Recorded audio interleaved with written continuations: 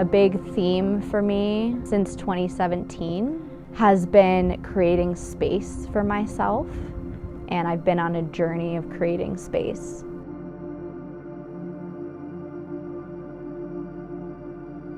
So I went backpacking and was abroad for about a year and a half. And I have a memory of being in India. Granted, I didn't know anybody. I was traveling alone, and I had too many plans. I had somehow managed to recreate the same situation that I was running from and didn't even know I was running from. But when I lived in Boston, and I remember thinking, God, I'm so busy, you know, the word that everybody uses, and I totally blamed it on the important job I had and, you know, all of my friends, and that it was kind of a circumstance of all of that. But then I found myself in India, not knowing anybody, not having a job, and having too many plans. It was a big moment for me because I was like, wow, what's the common denominator? It's me.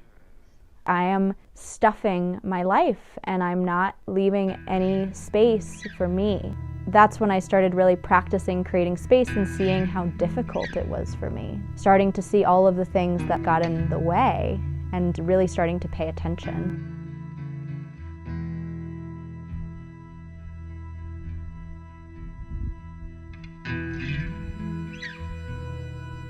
So me days are actually relatively recent. That's a good thing for me that came out of COVID. A me day is a day that I dedicate every week to myself. And that means not hanging out with other people, not doing any work. I've experimented with no technology and with some technology. I find that no technology is what serves me best. It's just a day for me with no plans so that whatever is present within me can emerge. And it's like giving myself permission to put myself first whenever I need it, so that I'm always giving from a place of abundance and not crossing into that threshold of giving a part of myself that isn't mine to give because it's for me.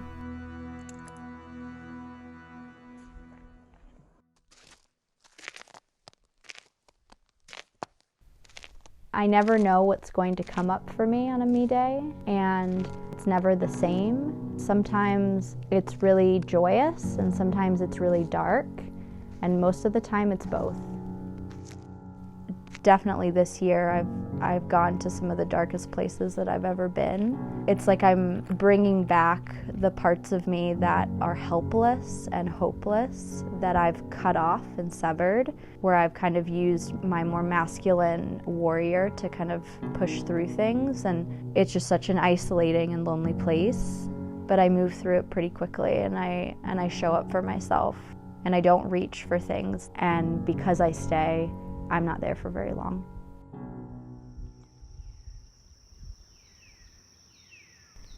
There's so much that can be gained from being in the darkness, in the shadows, in the darkest point of the night. And what makes it worthwhile is to see that first ray of sunlight come up the next day. Native American traditions, the East is associated with new beginnings and possibility. Sunrise teaches us that every morning, that we can birth ourselves into any moment and that we can be born again, and that every moment is filled with possibility. And possibility doesn't exist in the future, it exists now.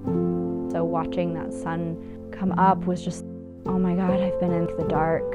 It feels so good to see the light come up. And this is why I do this work.